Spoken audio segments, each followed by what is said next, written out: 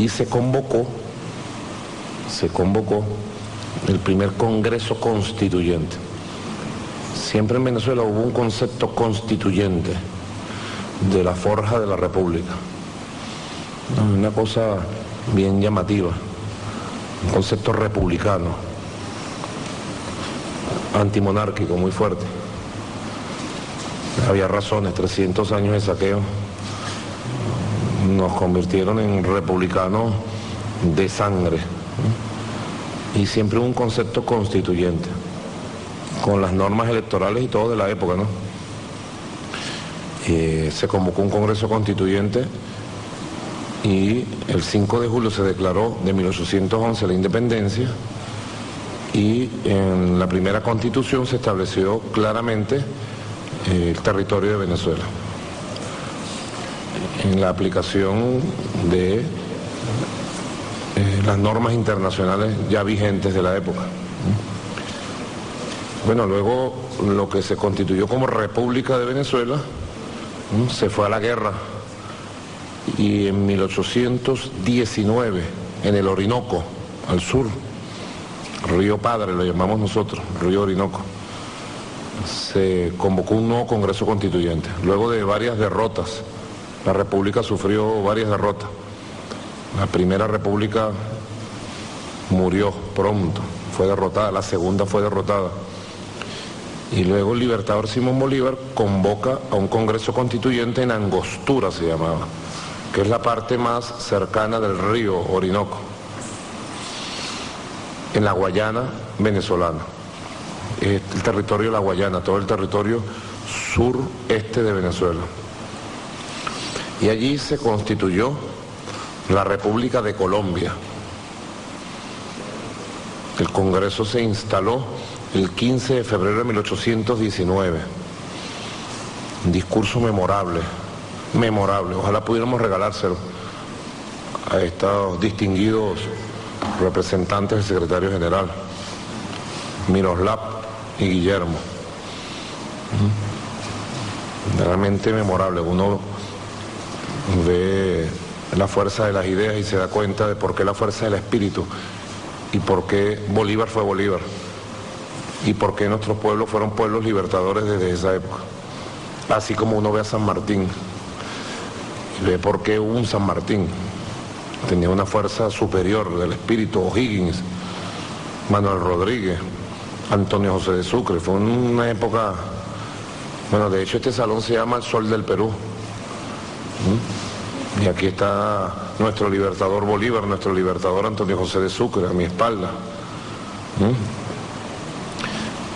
Venezuela nació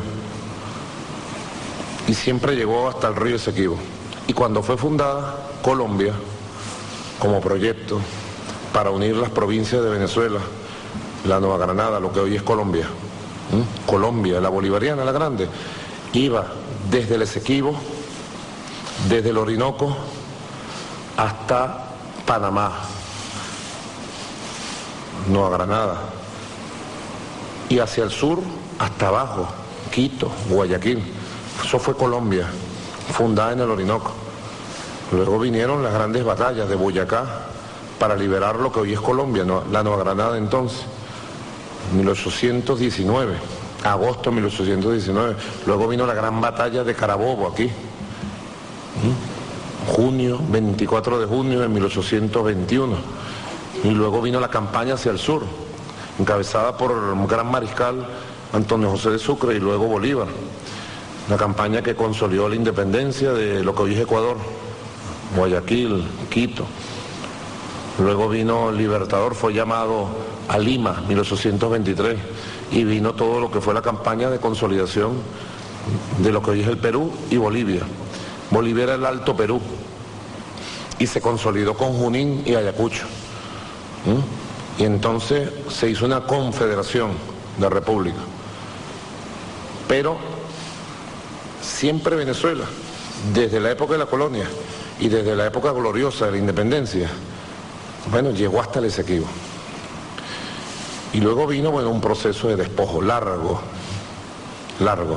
que bueno, nosotros tenemos un conjunto de documentos muy ilustrativos y pedagógicos sobre esos procesos,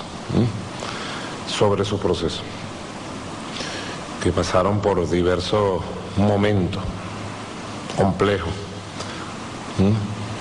de disputa, de imperios, porque esa zona del Esequibo, bueno, está llena de grandes riquezas, y además toda esa zona del Esequibo fue concebida por el antiguo imperio británico como la zona para establecer una base sólida y venir por el Orinoco, porque luego de la independencia, cuando muere Bolívar en 1830 y es asesinado Antonio José de Sucre también en el año 30, se pierde la unión, se dividen las repúblicas y entramos en una fase triste de decline de las ideas de justicia, de igualdad, las ideas republicanas, de debilidad, y de lejos territorios destruidos son vistos como objeto del deseo para los imperios de entonces.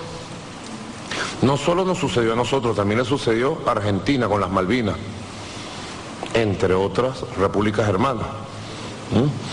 En aquella época el objetivo era tener una fortaleza al este del Orinoco para ingresar por el Orinoco. Inclusive hay escritos en estos materiales oficiales de Londres donde ven al Orinoco como el punto de entrada para reconquistar o tener bases de dominio sobre Venezuela y sobre, inclusive más al norte, lo que hoy es Colombia. Así que toda esta disputa tiene un carácter histórico, muy sentido por nuestro pueblo, que ha pasado diversas etapas que hemos explicado bastante en todos estos meses. Agradecemos al secretario general que ha permitido abrir compuertas para que estos temas se vayan canalizando por la vía del Acuerdo de Ginebra.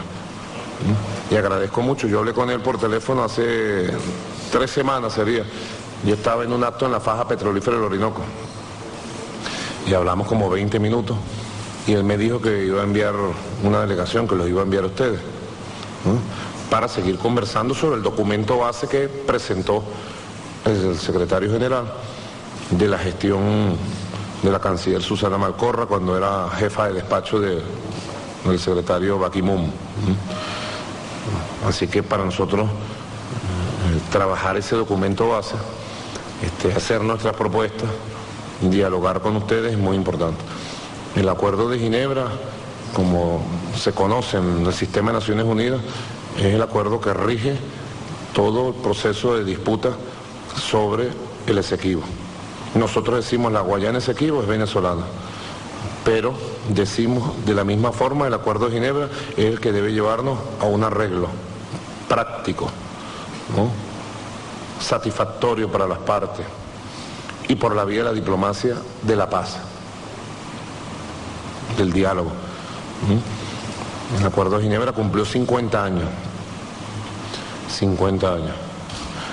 Y Venezuela, en todas sus etapas de nuestra vida republicana, ya en el siglo XX y ahora en el siglo XXI, ha sido impecable en el apego a los principios del Acuerdo de Ginebra. En todas sus etapas. Desde la firma del Acuerdo de Ginebra en 1966 por el canciller entonces Marco Falcón Briceño y el presidente de la República de entonces, Raúl Leónez. Desde ese momento ha habido quizá debate, como siempre, público, que debió haberse hecho una cosa o la otra, pero siempre a nosotros nos rige el cumplimiento del Acuerdo de Ginebra y aspiramos que muy pronto se pueda designar el buen oficiante y se pueda integrar de manera progresiva, consenso entre las partes, otras fórmulas que están dentro del Acuerdo de Ginebra que nos permitan canalizar correctamente sobre la base del respeto estricto de esta norma rectora para el tema del Esequibo. Así que bueno, les doy el saludo, ¿no? Este saludo se transformó en un saludo público y doy por terminado este saludo público. Le agradezco al secretario general Ban Ki-moon encarecidamente todos los espacios de diálogo. Nuestra canciller ha estado en la oficina del secretario general en los últimos meses varias veces, además hablando temas del Consejo de Seguridad. Estuvimos presidiendo el Consejo de Seguridad durante el mes de febrero. Tenemos excelentes niveles de confianza y de diálogo, y yo estoy seguro que vamos a canalizar de manera exitosa todos los pasos que estamos conversando. Bueno, me despido de la audiencia que nos vio, le doy un saludo a esta comisión y ahora vamos a hacer la sesión privada de esta etapa de conversaciones. Gracias. Buenas tardes a todos.